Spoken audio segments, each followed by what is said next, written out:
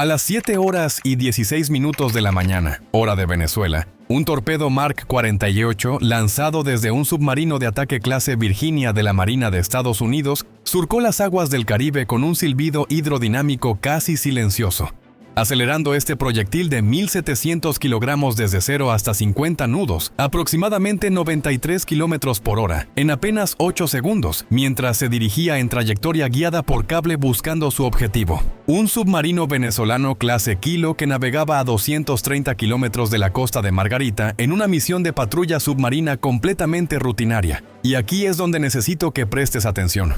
Porque lo que pasó en los siguientes 2 minutos y 39 segundos no solo cambió el destino de ese submarino y su tripulación de 45 efectivos, sino que desencadenó una respuesta naval estadounidense tan brutal y desproporcionada que Venezuela perdería aproximadamente $2.300 millones en equipamiento submarino, más el 41% de su capacidad de guerra submarina en menos de 15 horas. Pero déjame retroceder un poco porque para entender cómo llegamos a este punto, necesitas conocer la serie absolutamente increíble de errores de juicio, malentendidos tácticos y, francamente, arrogancia pura que llevó al comandante venezolano a tomar posiblemente la peor decisión de su carrera militar: activar contramedidas contra un submarino estadounidense que técnicamente no había violado aguas territoriales venezolanas ni mostrado intención hostil. ¿Cómo demonios alguien llega a la conclusión de que esto es una buena idea?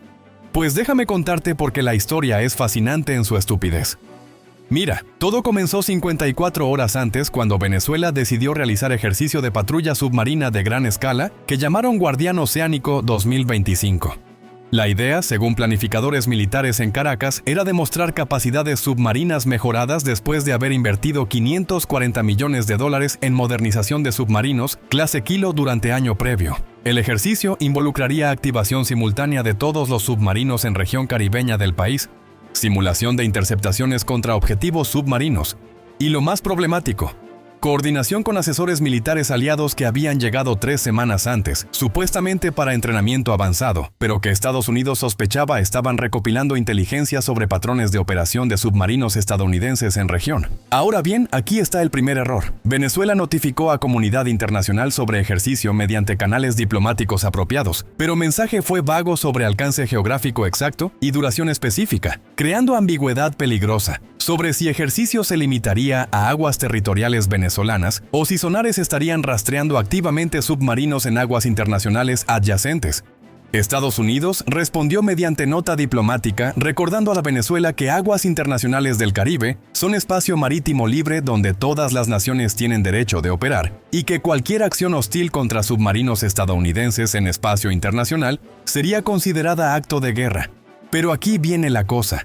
Esa advertencia nunca llegó completamente hasta niveles operacionales de Armada venezolana, quedando atrapada en burocracia diplomática. El capitán Roberto López, comandante del submarino clase Kilo, sumergido en el Caribe, era oficial con 24 años de servicio y reputación de ser extremadamente agresivo en interpretación de órdenes. Había sido entrenado en bases aliadas durante 6 meses, año anterior, donde instructores le habían metido en la cabeza idea de que submarinos clase Kilo eran superiores técnicamente a cualquier cosa que Occidente tuviera, y que en confrontación hipotética podría neutralizar submarinos estadounidenses si ejecutaba procedimientos correctamente. Y mira, no voy a mentirte, el Mark 48 es torpedo impresionante en papel. Sonar de búsqueda con alcance de 40 kilómetros, torpedo con alcance de 50 kilómetros, capaces de alcanzar objetivos hasta 600 metros de profundidad, capacidad de rastrear objetivos en movimiento y ajustar trayectoria en tiempo real. Suena increíble, ¿verdad? ¿Verdad? Pero aquí está el problema. Especificaciones técnicas en folletos de propaganda estadounidenses son una cosa. Realidad de combate contra adversario con contramedidas acústicas avanzadas y comandantes con experiencia de combate real es cosa completamente diferente. López no parecía entender, o quizás no quería aceptar esa distinción crítica. Cuando ejercicio comenzó a las 20 horas, López recibió órdenes de su comando superior: activar todos los sistemas de sonar, rastrear todos los objetivos submarinos en alcance y simular procedimientos de interceptación. Pero estas son las palabras exactas y esto es crucial. No disparar bajo ninguna circunstancia sin autorización explícita de comando regional. Órdenes eran claras, no ambiguas, no dejaban espacio para interpretación creativa. Pero López tenía chip en el hombro sobre demostrar capacidades de su submarino, especialmente porque asesores aliados estarían observando y evaluando desempeño. Déjame pintarte la escena para que entiendas la presión psicológica. López sabía que reporte de asesores aliados volvería a sus países y potencialmente afectaría futuras ventas de armamento a Venezuela. Sabía que superiores en Caracas estaban observando resultados del ejercicio para justificar inversiones masivas en sistemas de defensa. Y francamente creo que parte de él quería demostrar algo. Demostrar que Venezuela no era país pequeño que podía ser intimidado. Demostrar que inversiones en tecnología aliada valían la pena. Demostrar que él personalmente era comandante competente capaz de operar submarino complejo. Efectivamente, esa mezcla tóxica de presión profesional, orgullo nacional y arrogancia tecnológica creó situación donde juicio racional fue reemplazado por pensamiento ilusorio peligroso. A las 7:11 sonar de búsqueda del submarino de López detectó contacto submarino a 250 kilómetros al norte, moviéndose a 20 nudos en profundidad de 100 metros. El sistema identificó automáticamente perfil de movimiento como consistente con submarino de ataque basado en velocidad, profundidad y características de retorno acústico. El operador de sonar, sargento Miguel Ruiz, quien estaba en su puesto desde las 4 de la mañana, reportó contacto a López, especificando que objetivo estaba en aguas internacionales, aproximadamente 230 kilómetros de costa venezolana, claramente fuera de aguas territoriales. López ordenó que el sistema cambiara a modo de seguimiento activo, iluminando objetivo con sonar activo para obtener datos de puntería más precisos. Ahora déjame explicarte qué significa esto porque es importante. Cuando cambias de sonar pasivo a sonar activo, estás básicamente pintando objetivo con pulsos acústicos de alta potencia que permiten generar solución de disparo precisa, pero también alerta inmediatamente al objetivo de que está siendo apuntado con sistema de armas. Es equivalente de apuntar pistola cargada a cabeza de alguien. Técnicamente no has disparado todavía, pero has cruzado línea de amenaza implícita a amenaza explícita e inminente. Ahora imagina estar en puente del teniente comandante Ana García, comandante del submarino clase Virginia con 1800 horas de navegación y veterana de 90 misiones de patrulla en el Pacífico.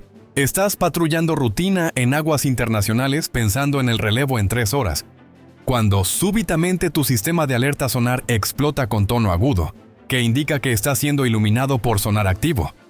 Pantalla muestra clasificación automática del sonar asociado con submarino venezolano. Ubicación aproximada basada en dirección de señal. 230 kilómetros al sur dentro de Venezuela. García sintió adrenalina instantánea inundando su sistema mientras su cerebro procesaba situación en fracciones de segundo. Estaba en aguas internacionales, verificó GPS, mostraba posición a 230 kilómetros de costa venezolana. Definitivamente no había violado aguas territoriales, no había mostrado intención hostil simplemente patrullando ruta recta. Entonces, ¿por qué diablos venezolanos lo estaban iluminando con sonar activo? Su entrenamiento activó respuestas automáticas. Transmitió en frecuencia de emergencia internacional submarino venezolano.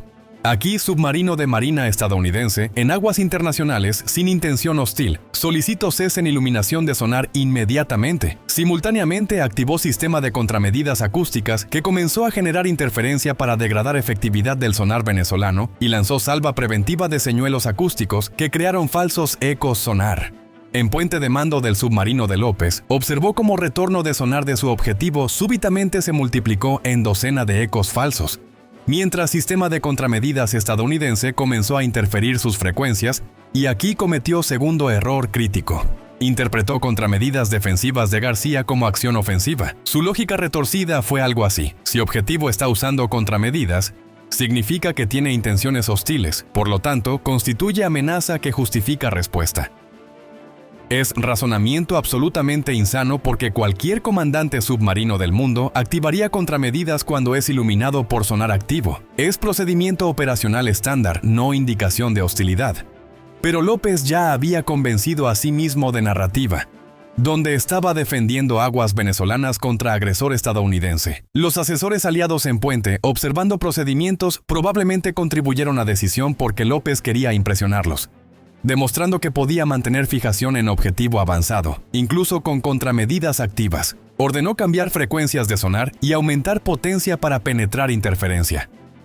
Sistema luchó durante 16 segundos antes de restablecer contacto sólido, ahora mostrando objetivo a 240 kilómetros, moviéndose lentamente hacia el este, alejándose de Venezuela. García había iniciado maniobra gradual hacia el este, alejándose de Venezuela para demostrar claramente que no tenía intenciones hostiles mientras transmitía su situación a controlador de P-8 Poseidón, que orbitaba 300 kilómetros al norte. El controlador confirmó posición de García definitivamente en internacional y le advirtió: mantenemos rastreo de submarino venezolano que te iluminó.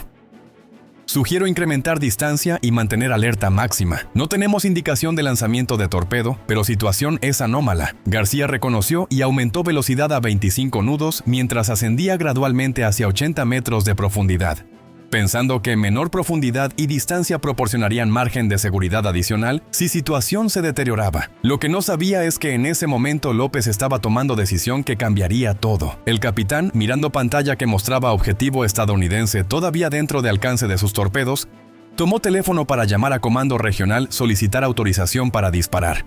Pero aquí está la cosa.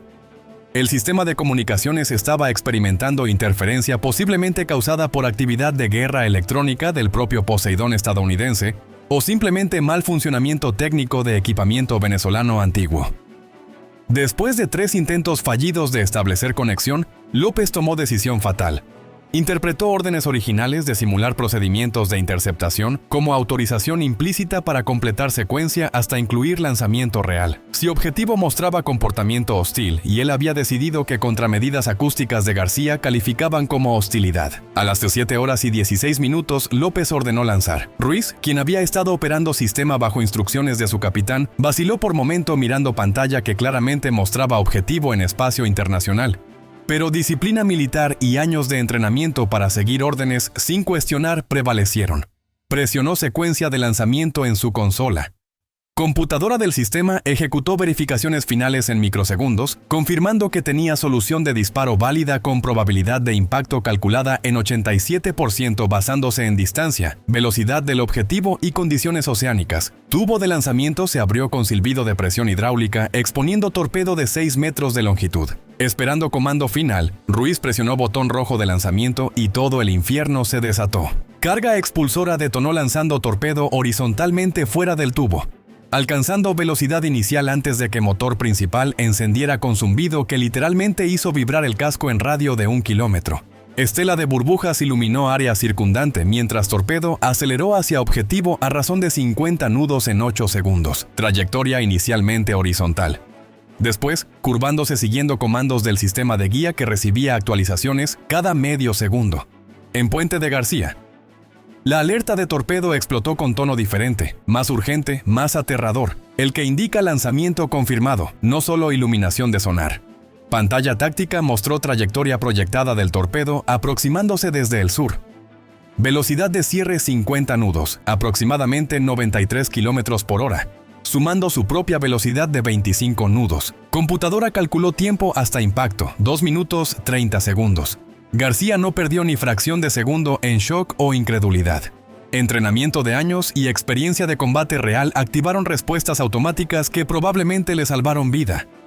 Empujó aceleradores a máxima potencia, sintiendo turbinas aumentar empuje instantáneamente, acelerando submarino de 20 a 30 nudos en 10 segundos. Simultáneamente comenzó maniobra evasiva, que había practicado literalmente cientos de veces en simulador, pero nunca ejecutado contra torpedo real con intención de destruirlo.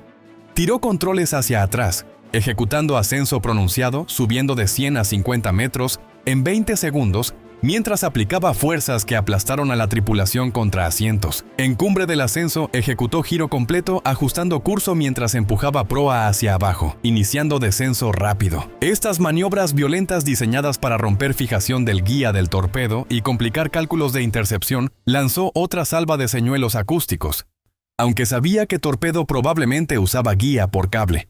Pero en situaciones de vida o muerte usas todo lo disponible. El torpedo ajustó trayectoria compensando por maniobras de García, su sistema de guía procesando datos de sonar naval más información de su propio sensor acústico que había activado a 20 kilómetros del objetivo. Este sensor era sofisticado, capaz de distinguir objetivo real de cebos acústicos mediante análisis de características de retorno, velocidad y correlación, con último dato conocido de posición. Pero aquí está donde entrenamiento y táctica de García comenzaron a marcar diferencia. Continuó ejecutando maniobras impredecibles, alternando entre ascensos, descensos, giros y cambios de velocidad cada 5 a 7 segundos, nunca manteniendo vector constante por más de 6 segundos. Esto forzaba sistema de guía del torpedo a recalcular trayectoria constantemente, y cada recalculación introducía pequeños errores que se acumulaban. Además, García navegaba hacia zona donde sabía que P-8 Poseidon estaba transmitiendo interferencia acústica activa, degradando señales que torpedo dependía para guía terminal. Transmitió en frecuencia táctica mensaje urgente. Virginia 7 bajo ataque de torpedo. Lanzamiento desde Venezuela. Necesito apoyo ahora. El controlador en Poseidon ya había detectado lanzamiento mediante sensores acústicos de largo alcance del avión, que captaron firma masiva del lanzamiento. Respondió inmediatamente Virginia 7 copiado. Activando máxima interferencia en tu sector. Mantén maniobras evasivas. Tenemos 4 destructores redirigiendo hacia tu posición. Tiempo estimado 6 minutos. Pero García no tenía 6 minutos. Tenía aproximadamente 90 segundos antes de que torpedo alcanzara su posición. Si no lograba evadirlo, el torpedo, ahora a 30 kilómetros cerrando a velocidad combinada de 80 nudos, aproximadamente 148 kilómetros por hora, lo que significaba que cubría distancia de 1 kilómetro cada 24 segundos, haciendo ventana de reacción microscópicamente pequeña. García ejecutó lo que comandantes llaman maniobra de defensa de último recurso. Esperó hasta que sensores de alerta le indicaron que torpedo estaba a menos de 10 kilómetros distancia, donde velocidad de cierre era tan alta que torpedo tendría dificultad extrema ajustando trayectoria para giros bruscos. Después ejecutó giro de máxima fuerza, tirando controles completamente hacia la izquierda mientras aplicaba propulsores laterales, creando slip lateral que virtualmente alteró movimiento del submarino, haciéndolo girar en su propio eje en maniobra que ninguna embarcación civil podría ejecutar sin partirse. Fuerzas eran tan intensas que García sintió presión aumentando, pero mantuvo control. El torpedo intentó seguir giro, pero leyes de física son implacables. Viajando a 50 nudos, el radio de giro mínimo del torpedo era aproximadamente 3 kilómetros, comparado con menos de 1 kilómetro para Virginia en maniobra. Torpedo pasó a 600 metros por estribor de García, lo suficientemente cerca que sintió onda de presión a través del casco. Espoleta de proximidad del torpedo. Detectó objetivo dentro de radio de detonación de 1 kilómetro y comandó detonación de ojiva de fragmentación de 300 kilogramos. Pero debido a error de cálculo causado por maniobra extrema de último segundo, detonación ocurrió cuando torpedo ya había pasado posición del submarino. Explosión envió miles de fragmentos expandiéndose en cono de 45 grados, pero García estaba justo fuera del cono letal. Algunos fragmentos golpearon el casco posterior del Virginia, creando media docena de abolladuras pequeñas y dañando hélice, pero sin penetrar estructura crítica o sistemas de propulsión. García sintió sacudida cuando fragmentos impactaron metal, pero controles respondían. Rápidamente verificó indicadores. Todos los sistemas mostraban verde, excepto advertencia menor de daño en popa que no afectaba capacidad de navegación. Transmitió con voz que no podía ocultar completamente temblor de adrenalina evadido. Evadido. Torpedo detonó en proximidad. Tengo daño menor en casco posterior, todos sistemas funcionales manteniendo curso hacia el norte. El controlador respondió con alivio audible en su voz copiado. Virginia 7. Excelente trabajo. Mantén curso actual, destructores llegarán a posición en 3 minutos para escolta. El P-8 Poseidon había transmitido automáticamente alerta de lanzamiento de torpedo al comando de la flota que supervisaba operaciones en región. Desde allí alerta fue elevada en 32 segundos al Comando Sur, que tenía autoridad sobre Caribe. En otros 46 segundos llegó al jefe de Estado Mayor Naval en Pentágono, quien estaba en reunión matutina cuando asistente entró con tableta mostrando alerta en rojo. Submarino estadounidense bajo ataque de torpedo venezolano en aguas internacionales. Comandante reporta evasión exitosa con daño menor. Situación en desarrollo. El almirante Lisa Ramírez, jefa de operaciones navales con 37 años de servicio militar, leyó alerta 2 veces para asegurar que entendía correctamente. Después dijo palabras exactas que fueron registradas en grabación de reunión. Necesito al presidente en línea ahora. Y preparen opciones de respuesta porque Venezuela acaba de cruzar una línea que no tiene vuelta atrás. A las 7 horas y 24 minutos, apenas 8 minutos después del lanzamiento del torpedo, el presidente de Estados Unidos fue informado vía llamada segura mientras estaba en el Air Force One regresando de una cumbre internacional en Europa. Le tomó exactamente 90 segundos escuchar el briefing completo antes de hacer la pregunta crítica. ¿La tripulación está segura? La respuesta fue afirmativa. Submarino egresando área con escolta, daño menor en estructura, personal ileso. El presidente entonces hizo la segunda pregunta que definiría la respuesta. ¿Esto fue ataque deliberado o error de un comandante local descontrolado? El asesor de Seguridad Nacional respondió con honestidad. Señor, no lo sabemos todavía, pero francamente no importa mucho. Venezuela lanzó torpedo contra submarino estadounidense en espacio internacional. Eso es acto de guerra sin importar intención. Si no respondemos con fuerza, cada adversario en el mundo lo interpretará como debilidad y estaremos invitando más ataques. El presidente, quien había sido senador antes de ganar la elección y generalmente prefería soluciones diplomáticas sobre militares, tomó la decisión en menos de 5 segundos. Autorizó respuesta militar proporcional contra el submarino que lanzó el torpedo y cualquier sistema de defensa submarina venezolano que represente amenaza continua a nuestras operaciones. Quiero opciones en mi escritorio en 2 horas, pero ejecuten medidas defensivas inmediatas para proteger nuestros submarinos en la región. Y déjame decirte, esas medidas defensivas inmediatas fueron impresionantes en velocidad y escala. En menos de 30 minutos después del ataque, 4 F-22 Raptors, que habían estado en alerta en una base adelantada en Colombia, despegaron con la misión de establecer superioridad aérea total sobre el Caribe venezolano. 6 FA-18 Super Hornet adicionales lanzaron desde un portaaviones con misiles antirradiación AGM-88 Worm para atacar radares venezolanos si mostraban comportamiento hostil adicional. 2 EA-18G Growlers activaron guerra electrónica de espectro completo, transmitiendo 120 kilovatios de potencia de interferencia en todas las frecuencias usadas por sistemas de defensa venezolanos, efectivamente cegando sus radares más allá de 40 kilómetros. Un submarino de ataque clase Virginia que había estado patrullando cerca recibió órdenes de acercarse a costas venezolanas, listo para lanzar misiles de crucero Tomahawk si la situación escalaba y, quizás más significativo, el portaaviones USS Gerald R. Ford, que había estado en tránsito hacia el Pacífico, recibió órdenes de girar y dirigirse a toda velocidad hacia el Caribe, reforzando la presencia naval estadounidense en la región. Todo esto sucedió en 30 minutos. Mostrando capacidad de respuesta rápida que pocos países en el mundo pueden igualar. Mientras tanto, en Venezuela, pánico absoluto estaba instalándose cuando la realidad de lo que López había hecho comenzó a penetrar la cadena de comando. El primer indicio de problema llegó cuando el Comando Regional en La Guaira intentó contactar el submarino de López para una actualización de rutina, y el operador mencionó casualmente que habían lanzado torpedo contra objetivo estadounidense.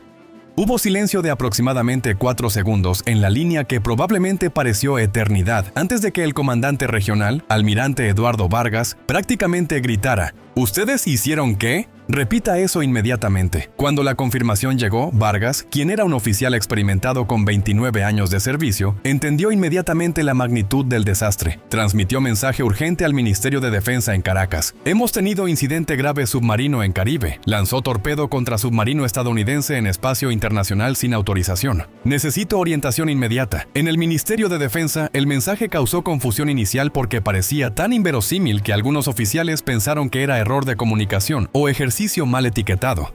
Pero cuando confirmaciones adicionales llegaron de múltiples fuentes, incluyendo monitoreo de transmisiones estadounidenses que hablaban de ataque de torpedo, la realidad se impuso. El ministro de Defensa, general Ricardo Gómez, convocó una reunión de emergencia de Gabinete de Seguridad que comenzó a las 8 horas y 30 minutos, apenas 1 hora y 14 minutos después del lanzamiento del torpedo. Los asistentes incluían el jefe de Estado Mayor de la Armada, el comandante de Defensa Submarina Integrada, el ministro de Relaciones Exteriores y por videoconferencia el embajador venezolano en las Naciones Unidas. Gómez abrió la reunión con palabras que, según testigos presentes, fueron: «Caballeros, enfrentamos posiblemente la crisis más seria en la historia moderna de nuestra nación. Un comandante actuando sin autorización ha atacado submarino estadounidense en aguas internacionales. Necesito saber 3 cosas. Primero, ¿qué exactamente pasó? Segundo, ¿por qué pasó?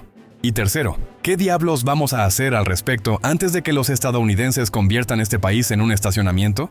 El briefing que siguió pintó una imagen devastadora de incompetencia en múltiples niveles. López había malinterpretado órdenes o deliberadamente las había ignorado dependiendo de la interpretación. La cadena de comando había fallado en asegurar que las órdenes fueran entendidas inequívocamente. Los sistemas de comunicación habían fallado en el momento crítico, impidiendo que López contactara al comando antes de lanzar. Y la supervisión de los asesores aliados había sido inadecuada o quizás, irónicamente, demasiado efectiva, si habían alentado comportamiento agresivo. Pero más allá de asignar culpa, la cuestión inmediata era qué hacer. Ahora que el torpedo había sido lanzado, el submarino había sido atacado y Estados Unidos, sin duda, estaba preparando respuesta. Las opciones discutidas en esa reunión, según transcripciones parciales que fueron filtradas posteriormente, variaban de optimistas a francamente delirantes. El ministro de Relaciones Exteriores sugirió emitir disculpa inmediata, caracterizando el incidente como error trágico de comandante descontrolado y ofrecer compensación más castigo del oficial responsable, esperando que esto satisficiera a Washington y previniera escalación militar.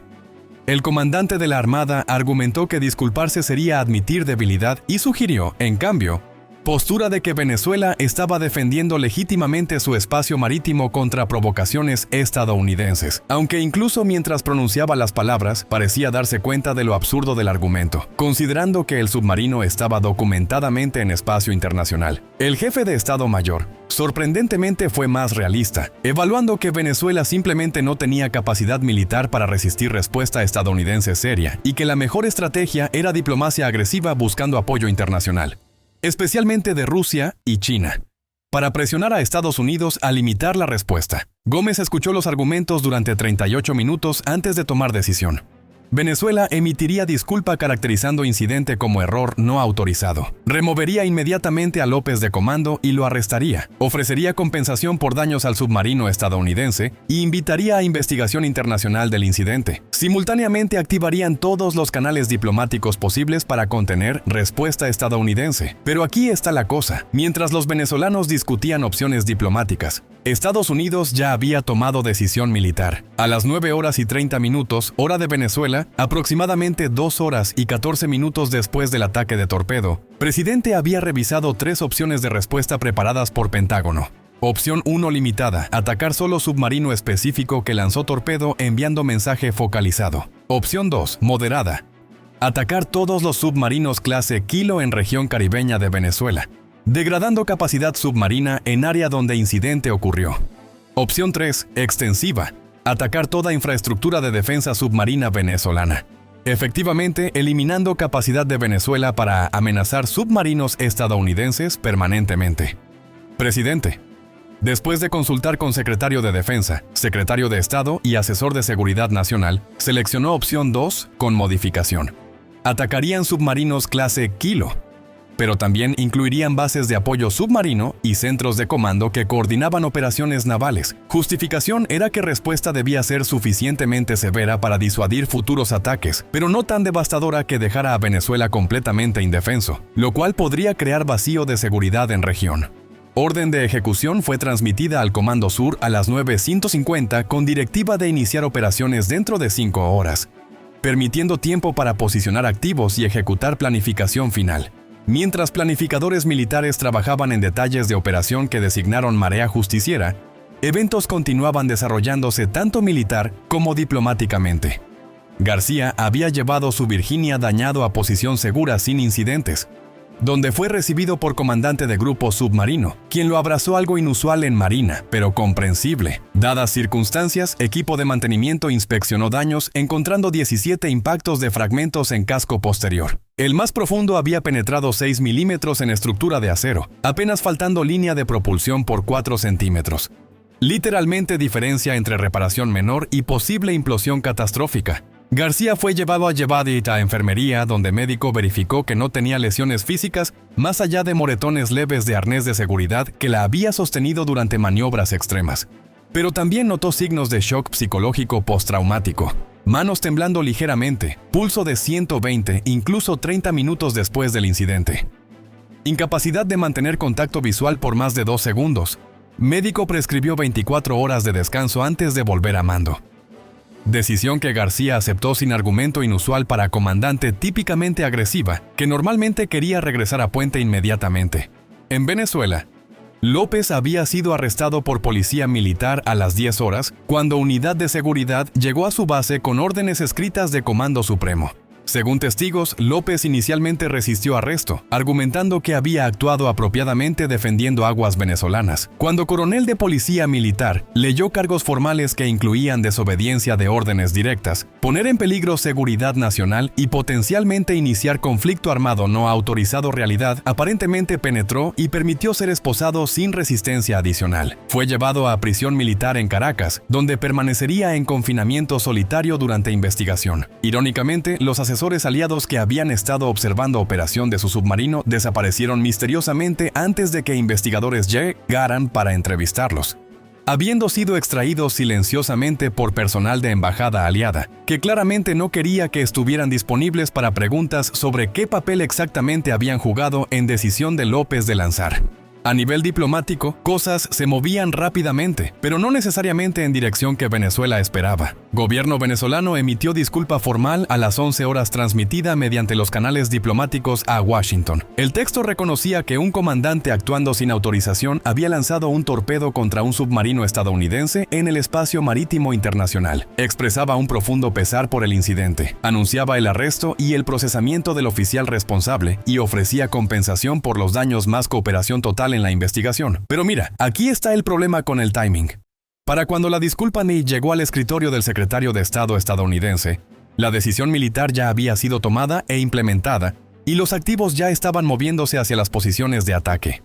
El secretario de Estado leyó la disculpa, transmitió el contenido al presidente, quien respondió con algo como aprecio el gesto, pero no cambia el hecho de que un acto de guerra fue cometido. La respuesta militar ya está en progreso. Continuaremos según lo planeado. El mensaje fue comunicado al embajador venezolano, quien según los reportes, palideció visiblemente al entender que la diplomacia había llegado demasiado tarde para prevenir las consecuencias militares. Y déjame pintarte lo que estaba convergiendo hacia Venezuela porque la escala era impresionante. 8 F-22. Raptors, de 2 escuadrones diferentes ahora, patrullaban el espacio aéreo sobre el Caribe norte de Venezuela, listos para interceptar cualquier aeronave venezolana que intentara despegar.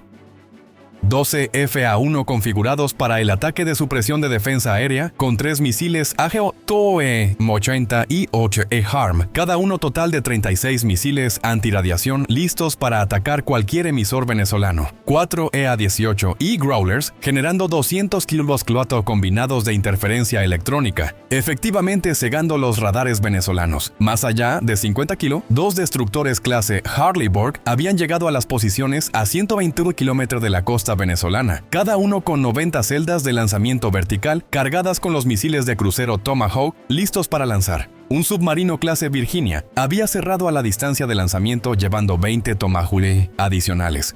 Y sobre todo esto, 3 bombarderos B-1B habían despegado de Texas, cargados cada uno con 24 misiles de crucero OACM, más la capacidad de bombardeo directo, si fuera necesario. Era una fuerza de ataque que representaba aproximadamente $12,000 millones en equipamiento militar avanzado, convergiendo para atacar un país cuyo presupuesto de defensa anual completo era de $2,000 millones. La asimetría era tan masiva que el resultado nunca estuvo en duda. La única pregunta era, ¿cuánto daño Estados Unidos decidiría infligir? A las 19:45 comenzó lo que el comando estadounidense llamó la fase de preparación del espacio de batalla. Los GRERS aumentaron la potencia de interferencia a niveles que no solo degradaban, sino prácticamente los radares venezolanos. Los operadores en las estaciones de defensa aérea venezolanas vieron sus pantallas llenarse de retornos falsos, ruido y fantasmas, haciendo imposible distinguir las amenazas reales. Varios comandantes de batería intentaron cambiar las frecuencias, pero descubrieron que los estadounidenses tenían la capacidad de seguirlos a través del espectro completo de frecuencias, saturando cada banda que intentaban usar. Era una guerra electrónica de espectro completo ejecutada con precisión y poder, que los sistemas venezolanos simplemente no podían contrarrestar. Al mismo tiempo, los drones MQ-9 Reaper volando a 14,000 metros sobre las aguas internacionales transmitían video en alta resolución de las bases venezolanas, permitiendo a los analistas estadounidenses confirmar las ubicaciones exactas de los objetivos, y verificar que no había cambios de última hora en los despliegues. Cada batería S-300, cada radar de vigilancia, cada centro de comando fue fotografiado y geolocalizado con una precisión de 3 metros. A las 20 horas, exactamente 8 horas 43 minutos después del ataque inicial contra Morrison, comenzó la operación Martillo Justiciero con el lanzamiento coordinado desde múltiples plataformas. Los dos destructores iniciaron lanzando 8 Tomahawk, cada uno 16 misiles emergiendo de las celdas verticales con intervalos de 8 segundos, cada lanzamiento marcado por una columna de fuego y humo visible a 30 kilómetros. El submarino lanzó 12 Tomahawk adicionales desde la profundidad de periscopio cada eyección, creando una perturbación en la superficie que los satélites de reconocimiento capturaron en tiempo real. 28 minutos después, cuando esos misiles estaban a mitad de camino, los 3 B-1B lanzaron sus 72 HCM desde una distancia de 400 kilómetros. Todos los misiles convergiendo hacia los objetivos en Venezuela desde direcciones múltiples norte, noroeste y oeste, complicando la defensa porque las amenazas llegaban simultáneamente desde vectores separados por más de 90 chito. Un total de 112 misiles de crucero ahora volaban autónomamente hacia Venezuela, cada uno navegando mediante la combinación de GPS, navegación inercial y correlación de terreno, cada uno programado para un objetivo específico. Cada uno con una ojiva de 230 kiloluzor, suficiente para destruir prácticamente cualquier estructura militar. Era un ataque de saturación masiva diseñado para abrumar completamente las defensas venezolanas y asegurar la destrucción de todos los objetivos primarios. En Venezuela, el primer indicio del ataque llegó a las 20 horas 18, cuando el radar costero más occidental detectó múltiples contactos aproximándose desde el norte. El operador intentó generar un conteo, pero la interferencia electrónica era tan intensa que solo podía confirmar múltiples amenazas, número indeterminado, distancia aproximada a 120 kilómetros. La alerta fue transmitida a todos los sistemas de defensa aérea con la orden de prepararse para un ataque inminente. Pero aquí está la cruel ironía. Por supuesto, los sistemas ya estaban en máxima alerta. Después del incidente con Morrison, sus operadores habían estado en los puestos durante 9 horas, algunos exhaustos, mentalmente de la tensión constante. Los comandantes de las baterías S-300 intentaron activar los radares de control de fuego para generar las soluciones de disparo, pero descubrieron que en el momento que transmitían los misiles AGM-80 y 8 de los FA-18 detectaban las emisiones y lanzaban automáticamente. El primer radar que cometió el error de encender fue la batería en Maracaibo. Irónicamente, la misma que había lanzado contra Morrison. 3 HARM convergieron hacia su radar 30N6. Desde ángulos diferentes, alcanzando el objetivo en un spam de 4 segundos. Las explosiones desintegraron la antena de radar valorada en 20 millones y destruyeron el vehículo de electrónica asociado. El segundo radar, que intentó activarse cerca de Cabimas, recibió un tratamiento similar 4 HARM impactando dentro de un radio de 30 mpT, destruyendo no solo el radar, sino también 2 vehículos de lanzamiento cercanos. Los comandantes de otras baterías entendieron el mensaje. No podían usar los radares sin convertirse en objetivos inmediatos, pero sin los radares no podían guiar los misiles interceptores hacia las amenazas entrantes. Estaban efectivamente ciegos enfrentando una docena de amenazas que se aproximaban rápidamente. Algunos comandantes tomaron la decisión desesperada de lanzar los misiles en modo autónomo sin guía de radar, esperando que los buscadores propios de los misiles pudieran adquirir los objetivos. Pero la probabilidad de éxito en tales condiciones era minúscula. Menos de un 5%, 18 misiles interceptores, fueron lanzados desde 4 baterías diferentes, gastando 58 millones en hardware para lograr exactamente 0 interceptaciones. Todos los misiles agotaron el combustible sin adquirir objetivos, estrellándose en el mar o en tierra deshabitada. Fue un desperdicio masivo de recursos que demostró la desesperación de la situación, pero también la inadecuación fundamental de las defensas venezolanas contra un ataque coordinado con guerra electrónica de espectro completo. A las 20:39, los primeros Tomahawk alcanzaron la costa venezolana habiendo volado 100 kilómetros en aproximadamente 1 hora y 20 minutos. Cruzaron del océano a tierra a una altitud de 80 milipon, sus sistemas de correlación de terreno inmediatamente reconociendo la transición y ajustando la navegación. En la fase terminal sobre tierra ascendieron a 300 metros, activaron los buscadores de imagen y comenzaron a buscar los objetivos específicos. El objetivo número 1 era la batería S-300 BM en Maracaibo. específicamente la que había atacado a esposa Morrison. 3 Tomahawk habían sido asignados a esta batería para asegurar la destrucción completa. El primer misil impactó el vehículo de radar de búsqueda 36D6, que milagrosamente todavía estaba intacto después de los ataques HARM anteriores.